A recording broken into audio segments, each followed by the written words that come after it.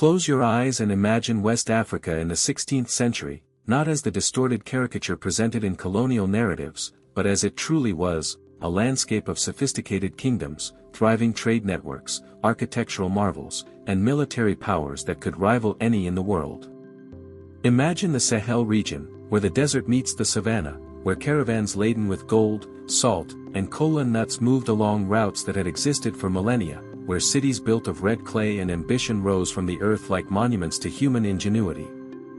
Imagine the kingdom of Zaza, known today as Zaria in northern Nigeria, a nexus of commerce and military might, strategically positioned to control the trade routes that connected the forests of the south to the markets of the north, the Atlantic coast to the interior of the continent.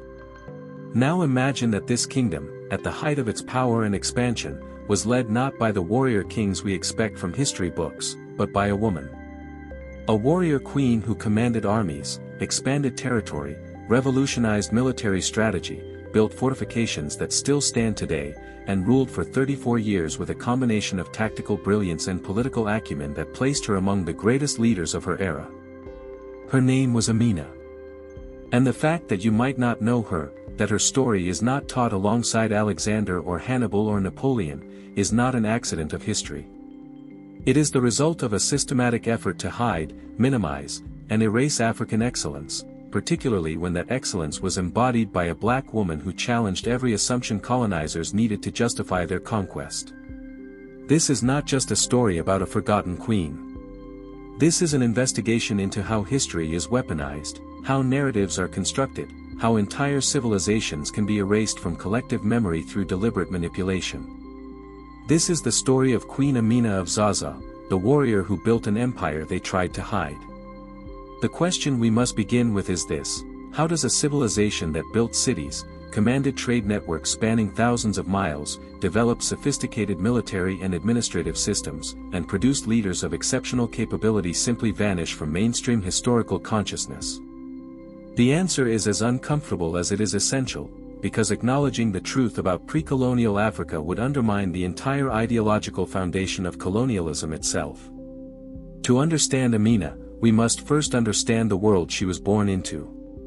The Hausa kingdoms of what is now northern Nigeria were not primitive backwaters waiting to be civilized by European contact.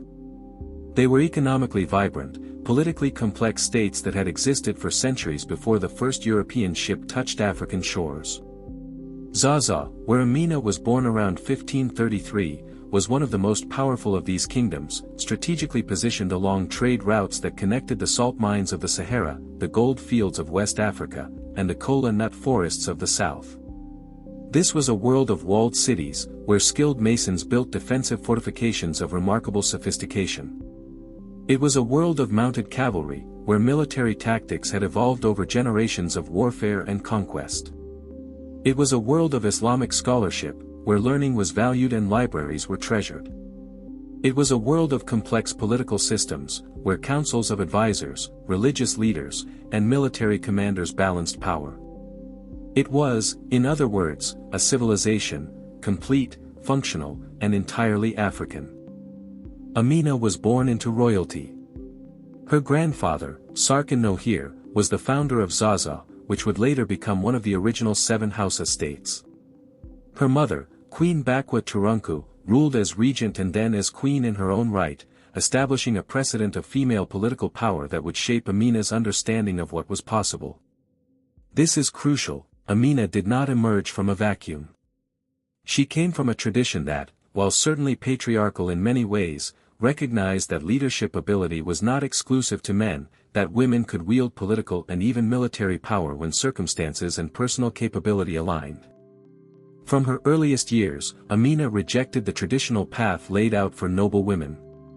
While other girls were being prepared for marriage and household management, Amina was training with weapons, studying military strategy, observing her mother's governance, learning the languages of trade and diplomacy.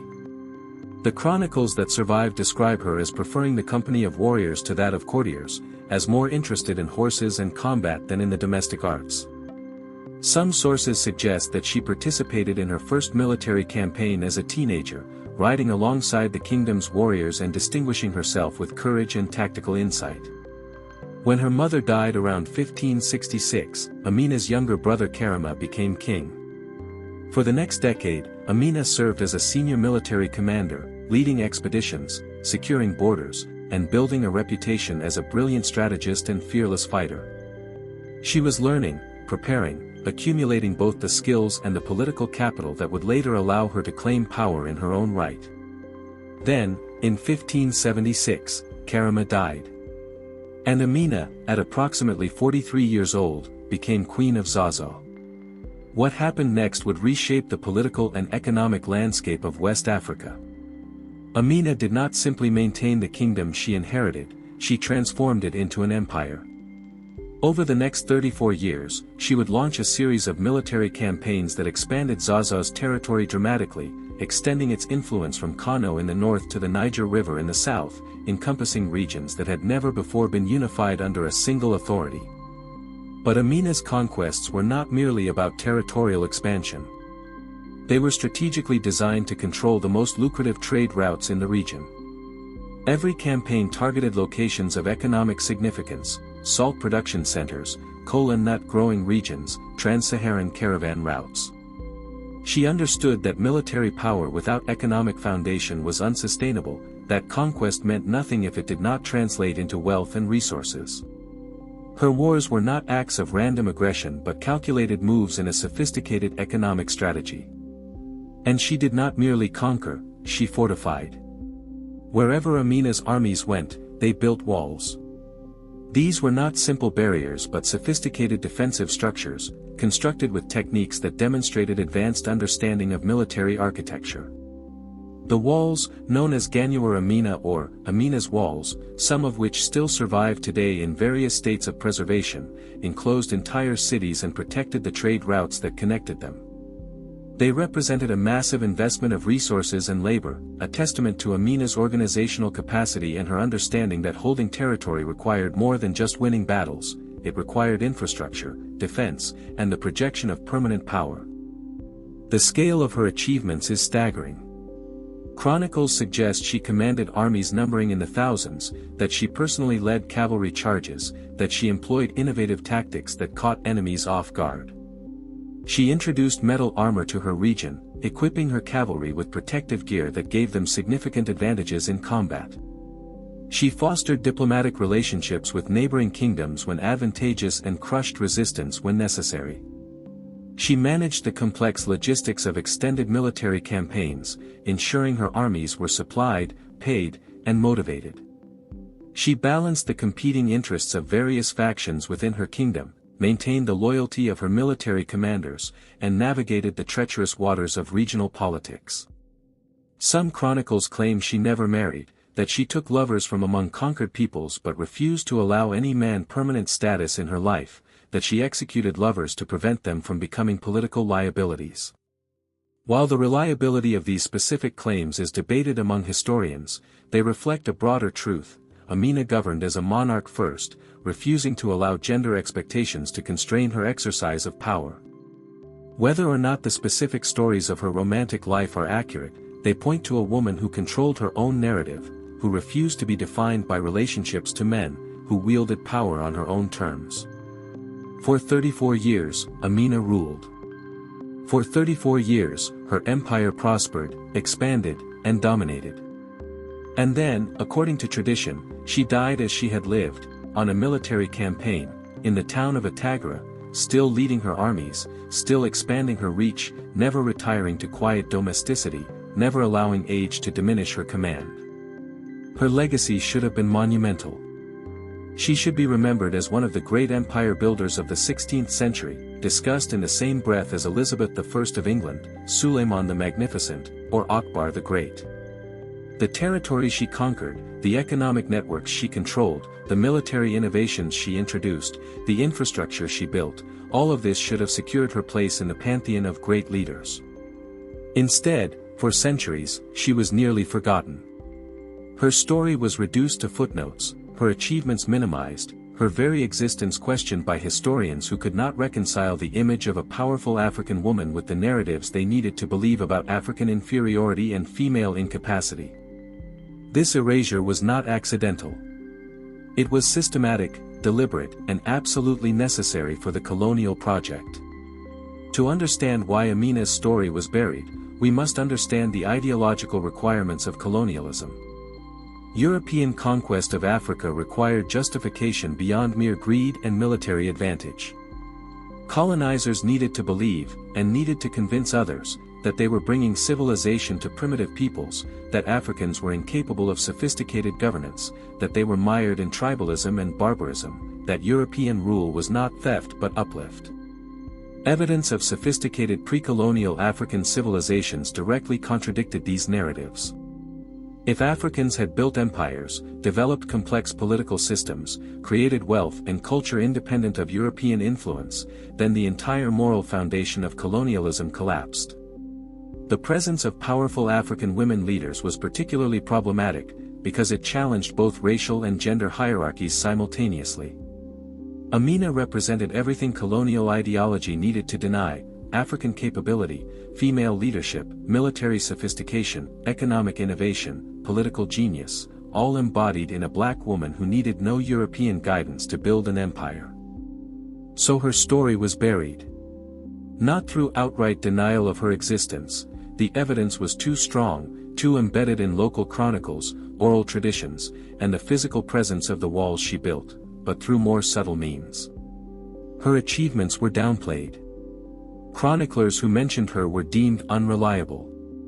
Her military successes were attributed to the men around her. The sophistication of her strategies was minimized.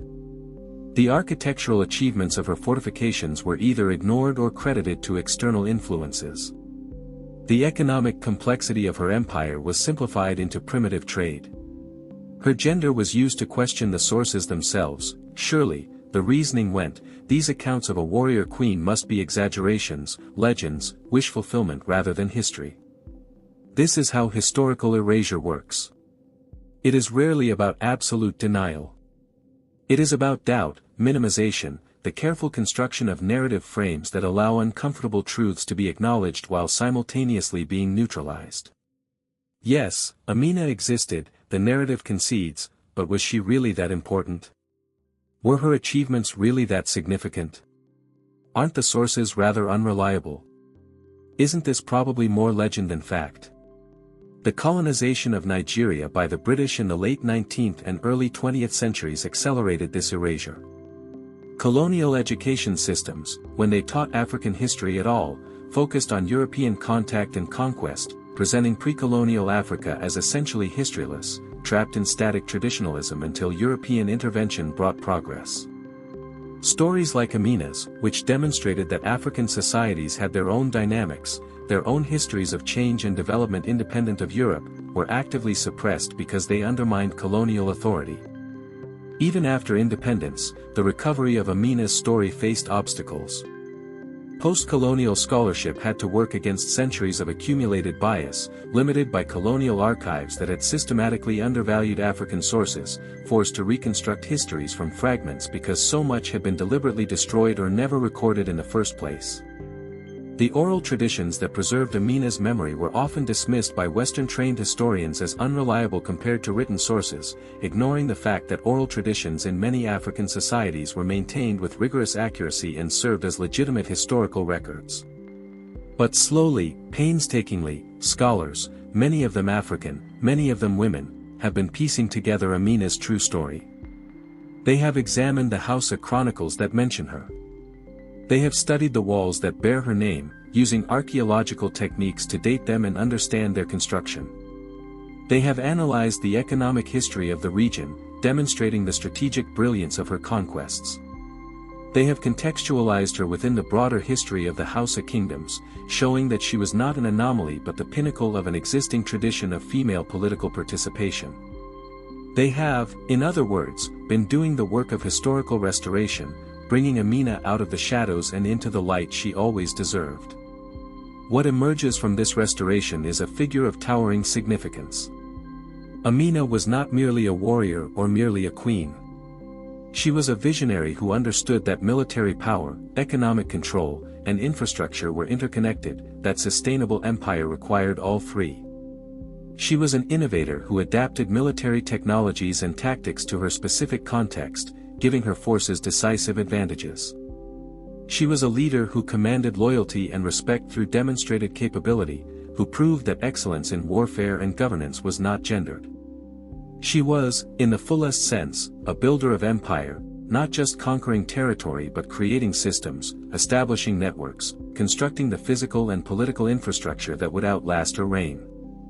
The walls stand as testimony.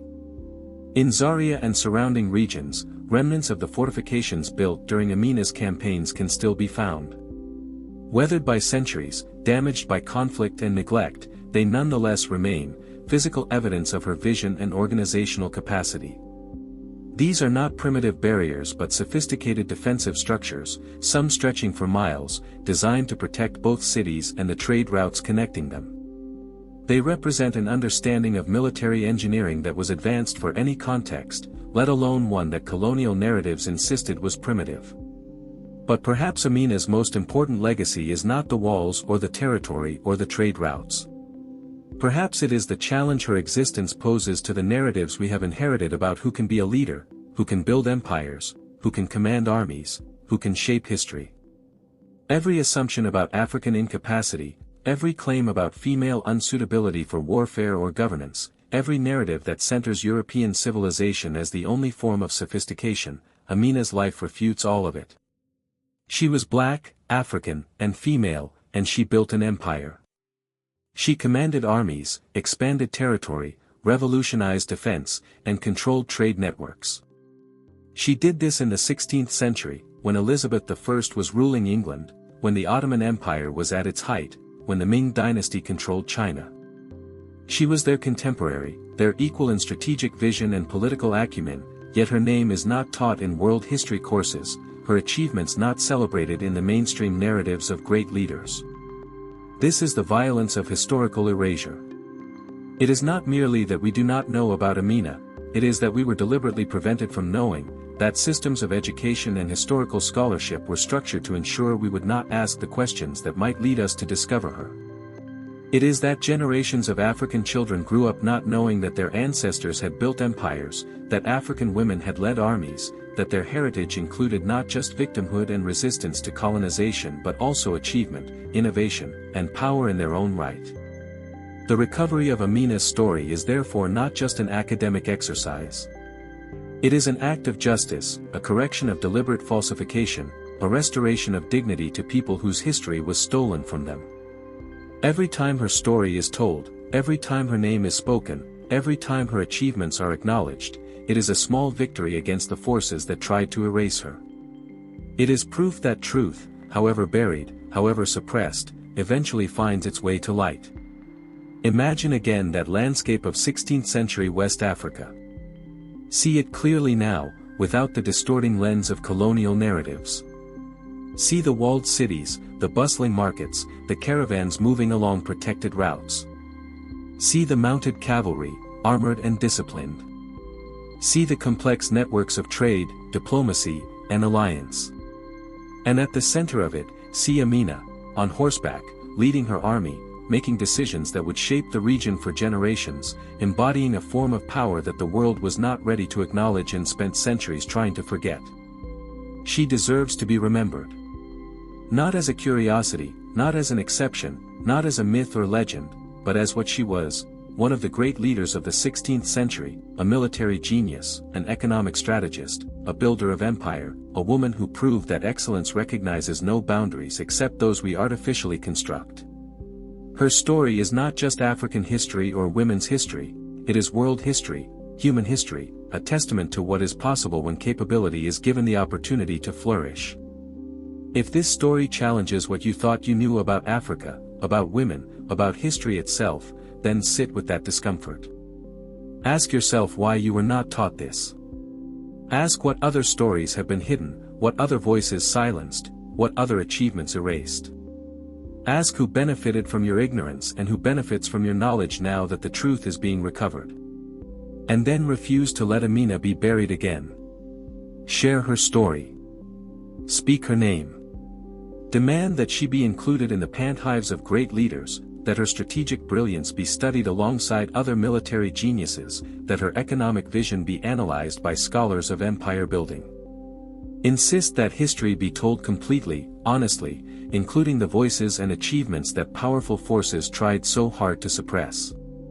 The walls Amina built have weathered centuries. Let her memory be equally enduring.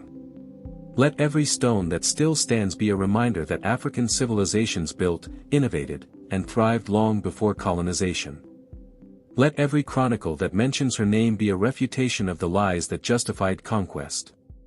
Let every retelling of her story be an act of resistance against the forces of historical erasure that continue, even now, to shape what we know and what we are allowed to forget.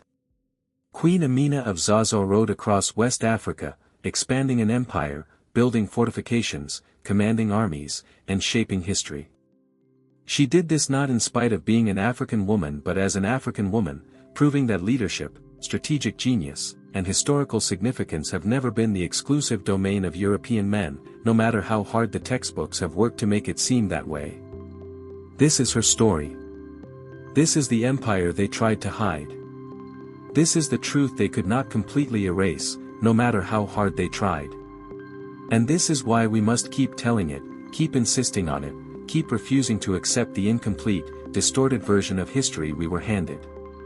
Because Amina's legacy is not just about the past, it is about the future, about what we choose to remember, what we choose to honor, and whose excellence we choose to acknowledge. Let the walls stand. Let the story be told. Let Queen Amina finally receive the recognition she was denied for centuries.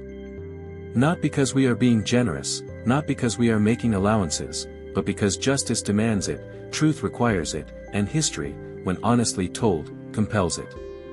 If her story moves you, if it angers you that you never heard it before, if it makes you question what else you have not been told, then you are beginning to understand. Take that understanding and turn it into action. Seek out the hidden histories. Amplify the silenced voices. Challenge the narratives that served power rather than truth. And in doing so, honor not just Amina but all those whose excellence was buried, whose achievements were stolen, whose legacies were denied by those who could not allow them to be seen as fully human, fully capable, fully worthy of remembrance. The investigation is complete. The evidence is overwhelming. Queen Amina of Zaza was one of the great leaders of her era, a builder of empire whose strategic vision and military genius reshaped West Africa. And the fact that her story was hidden, minimized, and nearly erased is not a reflection of her significance but of the ideological requirements of those who needed her to be forgotten. We know better now. We can do better now. We can tell the truth now. Let it be told.